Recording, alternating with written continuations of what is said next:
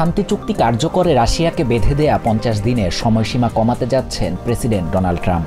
সোমবার স্কটল্যান্ডে ব্রিটেনের প্রধানমন্ত্রী কিয়ার স্টারমারের সাথে বৈঠকের আগে সাংবাদিকদের তিনি কথা জানান। তিনি বলেন, প্রেসিডেন্ট পুতিনের সাথে যুদ্ধ বন্ধের বিষয়ে অসংখ্যবার আলোচনা হলেও পুতিন হামলা অব্যাহত রেখেছেন।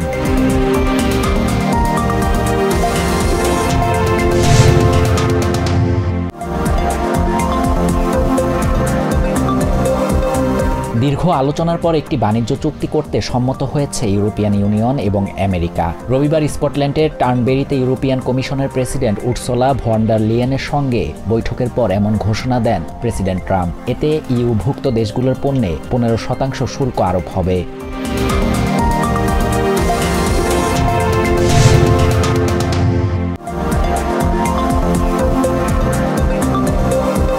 নির্বাচনে রাশিয়ার হস্তক্ষেপ বিষয়ক ষড়যন্ত্রের অভিযোগে সাবেক প্রেসিডেন্ট বারাক ওবামাকে বিচারের মুখোমুখি করতে চান না বলে জানিয়েছেন Republican senator Lindsey Graham. NBC নিউজকে কথা জানান তিনি। গ্রাহাম বলেন, ওবামাকে বিচারের মুখোমুখি করার চেয়ে গোয়েন্দা সংস্থার তথ্য বিকৃতি নিয়ে পর্যাপ্ত তদন্ত হওয়া জরুরি।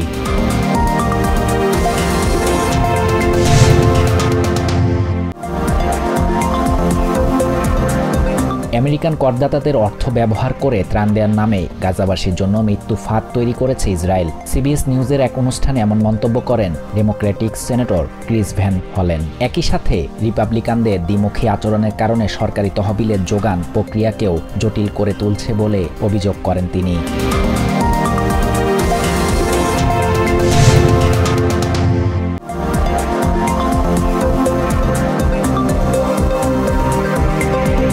আমেরিকা বাংলাদেশ তৃতীয় ধাপের শুল্ক আলোচনা ইতিবাচক ফল আসবে বলে আশা করছেন প্রধান উপদেষ্টার প্রেস সচিব শফিকুল আলম। সোমবার ফরেন সার্ভিস একাডেমিতে ব্রিফিংয়ে তিনি জানান, 29 জুলাই ওয়াশিংটন ডিসিতে সরকারি প্রতিনিধিদের সঙ্গে ব্যবসায়ীদের একটি দল আলোচনায় অংশ নেবে।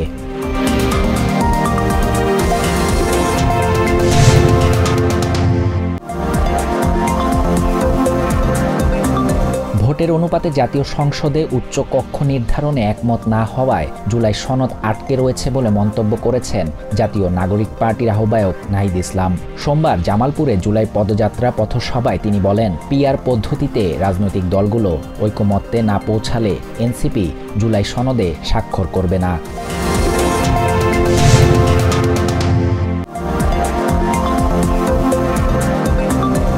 রাজধানী ঢাকার উত্তরায় মাইলস্টোন স্কুলে যুদ্ধ বিমান বিধ্বস্তের ঘটনায় আরও এক শিক্ষার্থীর মৃত্যু হয়েছে। এ নিয়ে মৃতের সংখ্যা বেড়ে দাঁড়ালো 34 জনে। রাজধানীর জাতীয় বার্ন ইনস্টিটিউটে রবিবার দিবাগত রাত 1:45 মাইলস্টোনের 7ম শ্রেণীর শিক্ষার্থী সাহিল ফারাবি আয়ানের মৃত্যু হয়।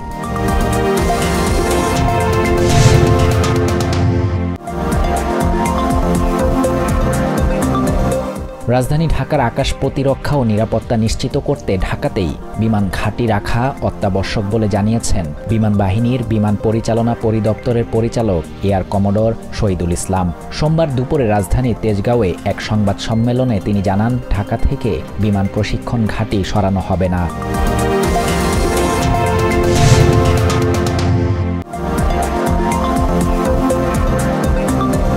থাইল্যান্ড কম্বোডিয়া সীমান্ত সংঘর্ষ বন্ধে একমত হয়েছে দুই দেশের প্রধানমন্ত্রী।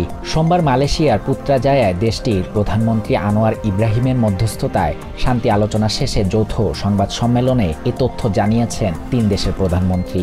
স্থানীয় সময় সোমবার মধ্যরাত থেকে যুদ্ধবিরতি কার্যকর হবে বলেও জানান তারা।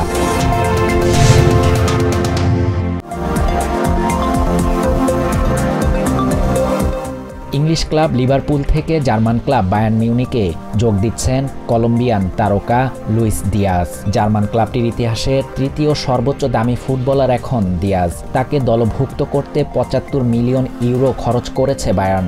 বায়ার্নের সঙ্গে 4 বছরের চুক্তি করেছেন এই লেফট উইঙ্গার।